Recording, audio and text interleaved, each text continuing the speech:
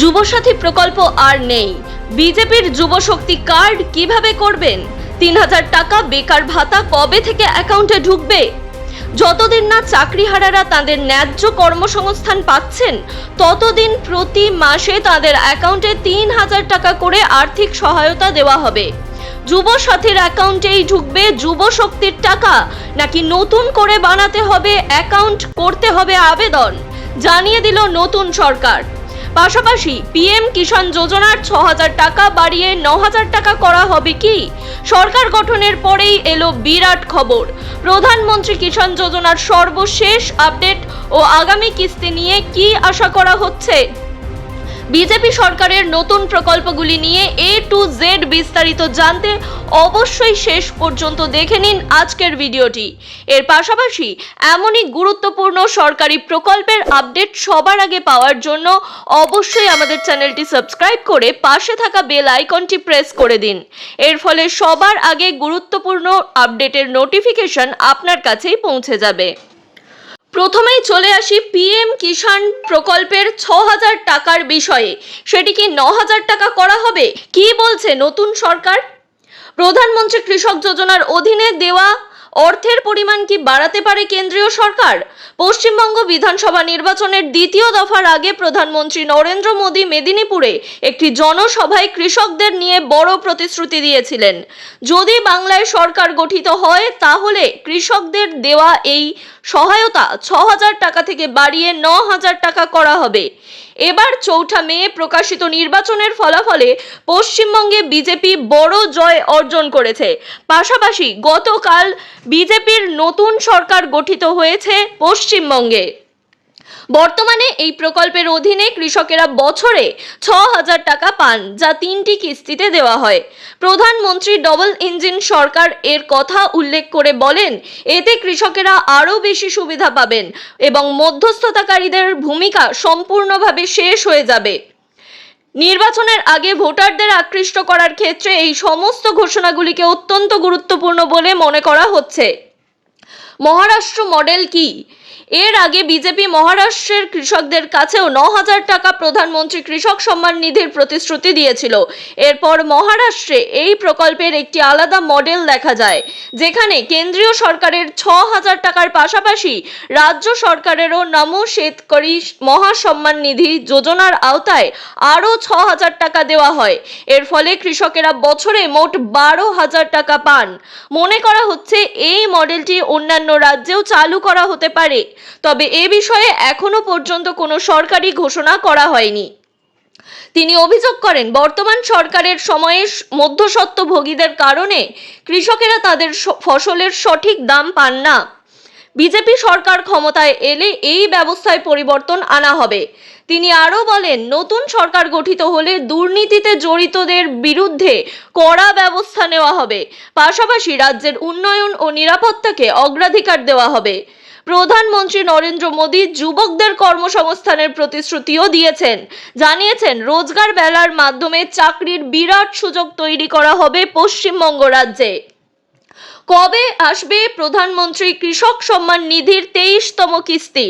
দেশ জুড়ে কৃষকেরা এখন এই প্রকল্পের ২৩তম কিস্তির জন্য অপেক্ষা করছেন। ২২তম কিস্তি ২০২৬ সালের মার্চ মাসেই প্রদান করা হয়েছিল। সেই অনুযায়ী আশা করা হচ্ছে পরবর্তী কিস্তি জুন মাসের শেষ বা জুলাইয়ের শুরুতেই কৃষকদের ব্যাংক অ্যাকাউন্টে জমা হতে পারে।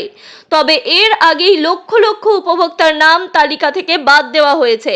সরকার এর কারণও জানিয়েছে ইতিমধ্যেই। এই সমস্ত মানুষের অ্যাকাউন্টে আর আসবে না প্রধানমন্ত্রী কৃষক যোজনার এই টাকা। প্রকল্পের সুবিধা পেতে হলে ফার্মার রেজিস্ট্রি করা বাধ্যতামূলক বলে দেওয়া হয়েছে। রেজিস্ট্রি না করলে কিস্তির টাকা আটকে যেতে পারে।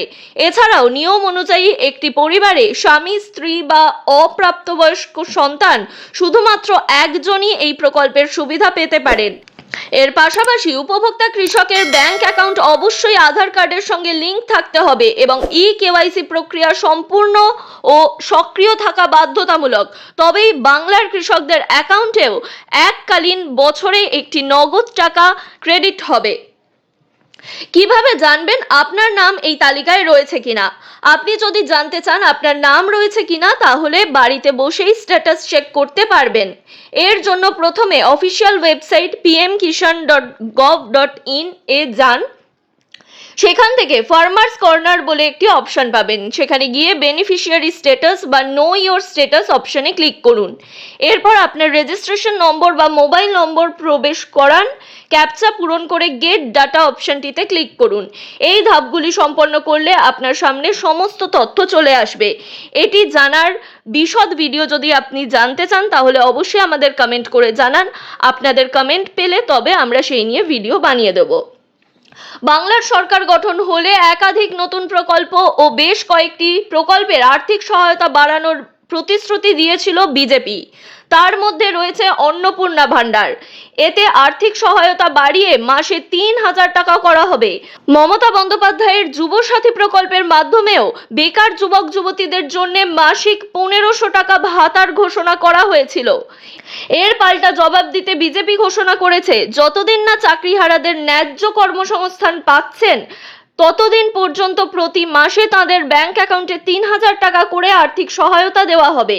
যুব শক্তি ভরসা কার্ড প্রকাশ অনুষ্ঠানে এই ঘোষণা করেছিল বিজেপি। এতদিন মমতা বন্দ্যোপাধ্যায়ের সরকার ২১ বছর থেকে ৪০ বছর বয়সীদের বেকার ভাতা দিত। যদিও এক্ষেত্রে অনেকেই অভিযোগ করেছিলেন যে দ্রুত চালু করার কারণে তারা যুব সাথীর টাকা পাননি। এবার বিজেপি দেবে তার দ্বিগুণ। শীঘ্রই ৩,০০০ টাকা করে দেওয়ার প্রতিশ্রুতি রয়েছে বিজেপির।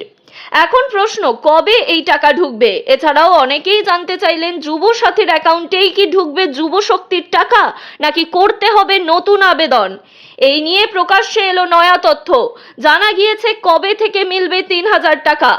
নবান্ন সূত্রে খবর, মে মাসেই গঠিত হবে নতুন সরকার। গতকাল ইতিমধ্যেই নতুন সরকার গঠন হয়ে গেছে বিজেপির তরফ থেকে।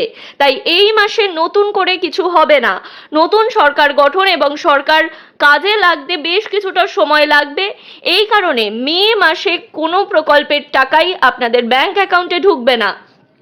জুন থেকে বর্ধিত হবে বেকার ভাতা, অর্থাৎ যুব সাথী প্রকল্পের অন্য রূপ যুব শক্তি প্রকল্পের মাধ্যমে ৩,০০০ টাকা ঢুকবে আপনার ব্যাংক অ্যাকাউন্টে।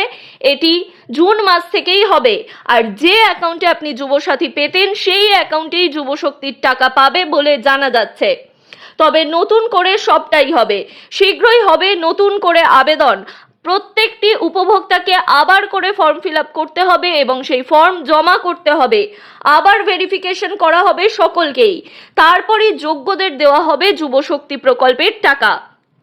এই বিষয়ে আপনাদের মতামত অবশ্যই আমাদের কমেন্ট করে জানান। এর পাশাপাশি এই ভিডিও গুরুত্বপূর্ণ মনে হলে বিপুল পরিমাণে শেয়ার করুন, যাতে আপনার আশেপাশে থাকা কৃষকেরা এবং বেকার যুবক যুবতীরা তাদের প্রকল্পগুলি সম্পর্কে বিস্তারিত সঠিক তথ্য জেনে নিতে পারেন।